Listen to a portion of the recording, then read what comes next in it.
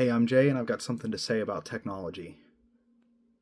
So, pardon the mess, but I got a little setup here. I got a refurbished iPad Air for like a pre Christmas deal or whatever, and I've got my normal laptop USB C dock. I got it hooked up. Oh, that was loud. I got it hooked up to a monitor, keyboard, and mouse. So you can see I got this here. Um, so things that I don't things that I don't like about Apple because I'm used to Android. I can't get. There's probably a way to switch it, but I don't like the scrolling for a mouse. Samsung's Dex works more like Windows, where this is trying to more emulate the touchscreen. Um, for scrolling, there's two modes. There's mirror your screen mode. You can see I've got two different screens here, and then there's an extend display. So I don't see like a full screen button. Maybe this is a full screen. Nope. I don't see like a full screen button. And then the other thing is the swipe up from the bottom. Like if I open an app, right? Swipe up from the bottom, and then like the apps are here. A lot of times it just goes straight home. So I can't like, there's nowhere to just like bring up open apps, right? Like I have to open an app first and then not fling it up to be able to get like to switch back and forth type thing. So most of the time it just goes home. So I don't like that. I don't like being able to like multitask. This works. Safari browser works okay on the dock. It's not my favorite.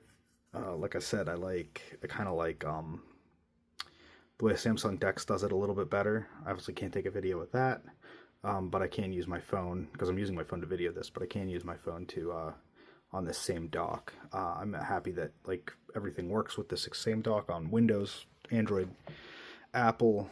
So that's convenient. This is like a no-name Chinese brand. What was it? Argmea.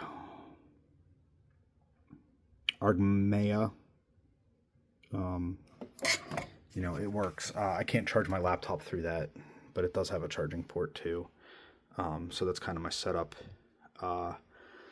So I'm getting used to it. I don't know that I can do a full like iOS review. I haven't used it enough. I never used an iPhone.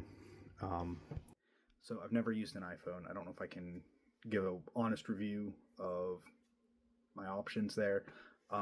This is a little bit bigger. So the A16 iPad's like 9.7 inches. This one's like 10.8 for the iPad Air that has an M2 chip. So the M1, M2, and M4 iPad Airs are a little bit bigger, and they have the same chip as the iPad Pros, but they don't have this like the juice to do that an iPad Pro has, and some of the other features. Apple Pencil works, so like tilt protection or wrist protection and like pressure sensitivity and stuff works in the drawing app.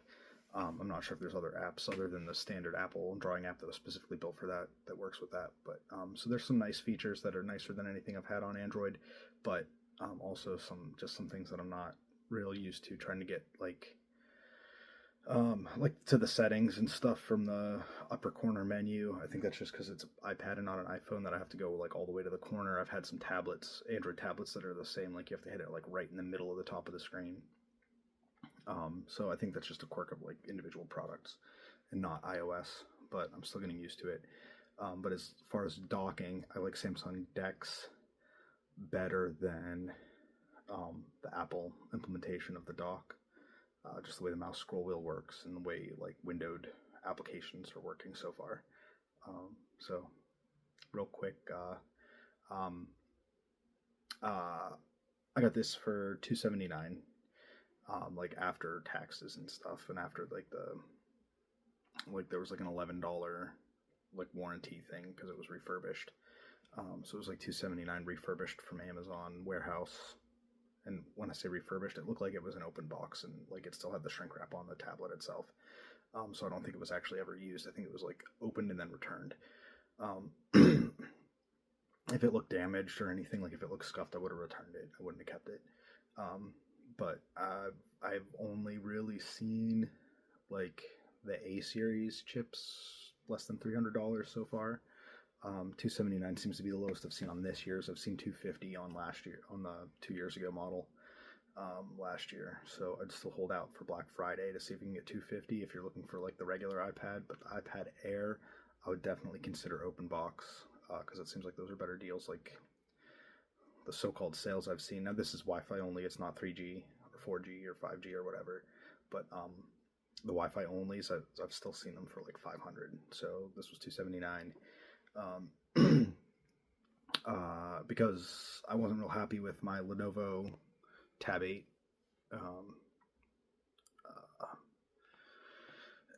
or M8 Tab or whatever that was. Was that a Lenovo? HP? I don't remember. It's an M8 tablet. It was just more sluggish than I was expecting. And again, this iPad has the iPad Pro MacBook Air This one's an M2 version, so it's like 2 years old, but it's still more beefy than most other things. I haven't tried. I want to try some like emulator style games, and I just haven't gotten around to figure out how to like download ROMs and stuff because I know how to sideload everything on Android. I just haven't gotten to it, but at some point I'll see if this can run like GameCube games. That'd be my goal. Like you can run Nintendo and PlayStation on pretty much anything, but I'd be looking for like see how GameCube games run because it'll have a bigger screen, stuff like that. So I hope it's just a quick rundown, not really a review, but that's where I am on tech right now.